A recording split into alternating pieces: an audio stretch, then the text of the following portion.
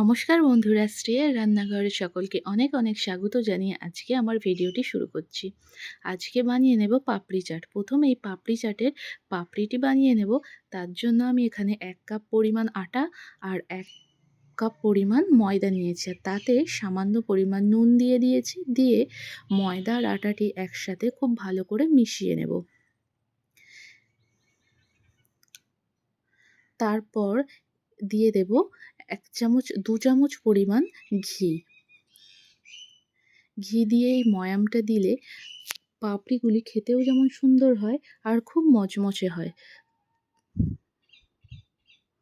ঘি দিয়ে ভালো করে এভাবে ঘষে ঘষে ময়ামটা দিয়ে দেব।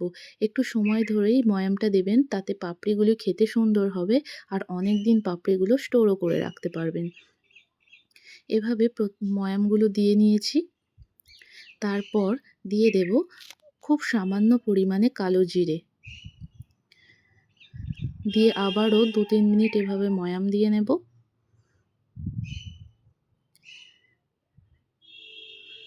তারপর অল্প অল্প করে জল দেব আর অল্প অল্প করে মাখতে থাকবো।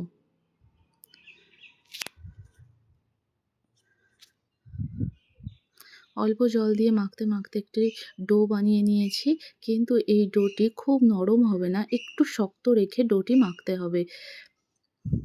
ডোটি মাখা হয়ে গেছে, এবার এটির 15 মিনিটের জন্য রেস্টে দেব।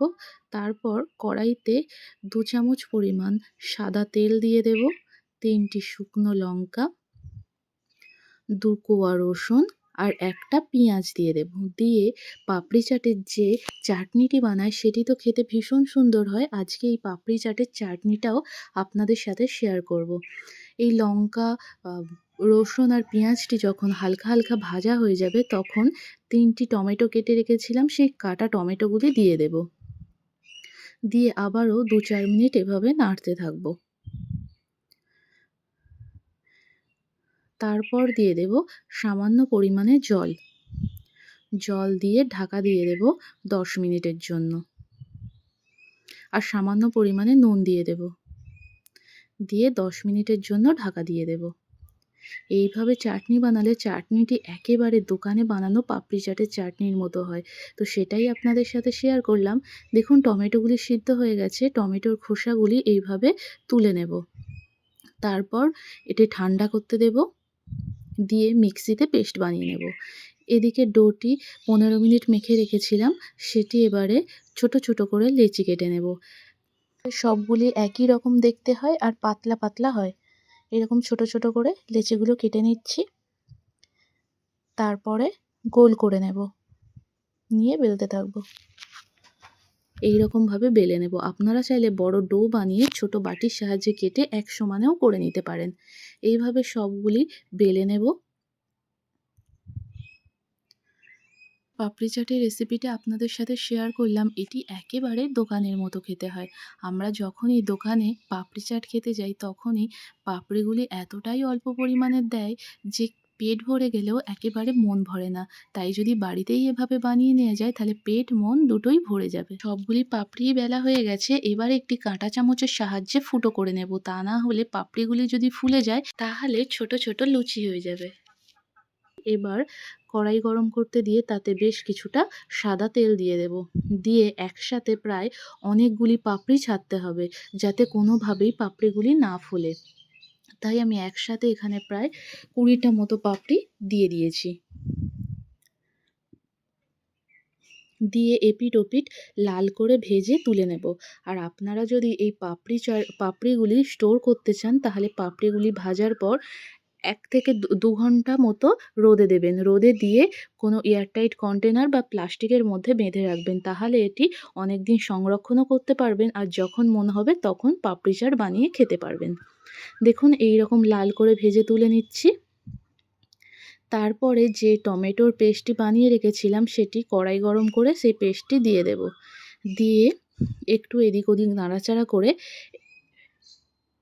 তেঁতুল জলে গুলে রেখেছিলাম সেই তেঁতুলটি দিয়ে দেব। তেঁতুল গোলা জলটি দিয়ে দেব। তেঁতুল গোলা জলটি দিয়ে আবারও খুব ভালো করে মেশাতে থাকবো।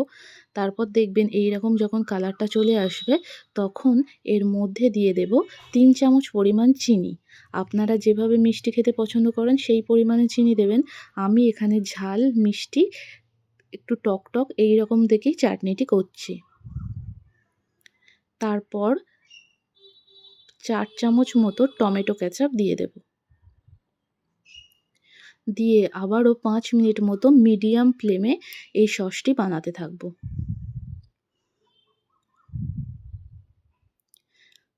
আর সবশেষে দিয়ে দেব অল্প পরিমাণে বিট লবণ। দিয়ে এইরকম রেখে সসটি নামিয়ে নেব।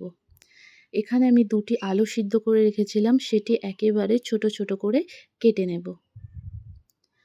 আর এখানে পাপড়ি চাট বানানোর জন্য কী কী নিয়ে নিয়েছি একবার বলি, আর তাছাড়াও এই পাপড়িগুলি কতটা ক্রাঞ্চি হয়েছে একবার দেখুন। এবার আমি প্লেটগুলো রেডি করে নিয়েছি, আর এখানে দেখুন সসটা কত সুন্দর কালারও এসছে, আর খেতেও খুবই সুন্দর হয়েছিল। ছোট ছোট করে পেঁয়াজ কুচিয়ে নিয়েছি, আলুগুলো ছোট ছোট কুচিয়ে নিয়েছি, কাঁচা লঙ্কা, ধনেপাতা আর টক দই আর সাউ ভাজা। এটাকে আমরা ছোট ঝুরি ভাজা বলে থাকি, সরু ঝুরি ভাজা। হয়ে গেলে এবার একে একে প্লেটের মধ্যে পাপড়িগুলি সাজিয়ে নেব। এখানে আমি 4টে প্লেট সাজাচ্ছি। তারপরে পাপড়িগুলি সাজানোর পর প্রত্যেকটির মধ্যে সস দিয়ে দেব। এইভাবে যদি খান, এটি খুবই সুন্দর হয় খেতে। সস দেওয়া হয়ে গেলে, যেহেতু প্রথমেরটা আমার মেয়ে খাবে, তাই জন্য ঝাল আর মশলা কম দিয়েই বানিয়েছি। উপরে শুধুমাত্র আলু, ধনেপাতা কুচি, পেঁয়াজ কুচি আর আবারও টমেটো সস, টক দই আর সরু ঝুরি ভাজা দিয়ে দেব।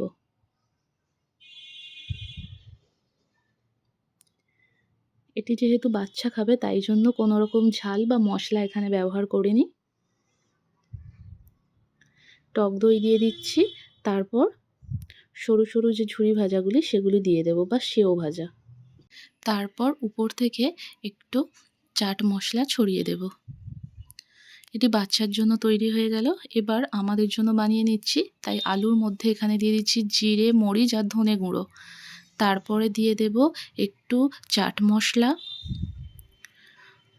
অল্প পরিমাণে বিট লবণ, কাঁচা লঙ্কা, ধনেপাতা কুচি, পেঁয়াজ কুচি দিয়ে ভালো করে মিশিয়ে নিচ্ছি। তারপরে দেব পেঁয়াজ কুচি। ভালো করে একসাথে সবগুলি মিশিয়ে নেওয়ার পরে দিয়ে দেব টমেটো সস, তার যে সসটি বানিয়েছিলাম সেই সসটি দিয়ে খুব ভালো করে আলুর সাথে মাখিয়ে নেব। তারপর পাপড়িগুলির মধ্যে দিয়ে দেব।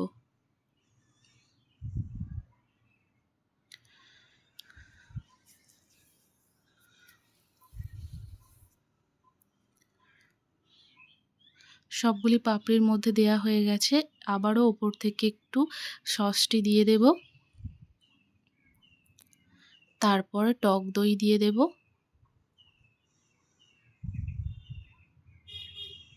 টক দইটি আগে থেকে ফাটিয়ে রেখেছিলাম, আর অল্প পরিমাণে বিট নুন দিয়েছিলাম। টক দইটি দেয়া হয়ে গেলে ওপর থেকে সেও ভাজা দিয়ে দেব।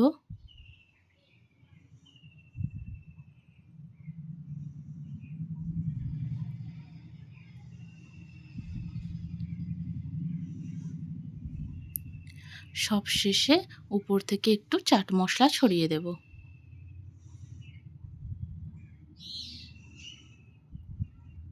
তৈরি হয়ে গেছে অসাধারণ স্বাদের পাপড়ি চাট, একেবারে দোকানের মতো। আপনারা অবশ্যই এটি বাড়িতে বানিয়ে দেখুন আর কমেন্ট করে জানান কেমন হয়েছে।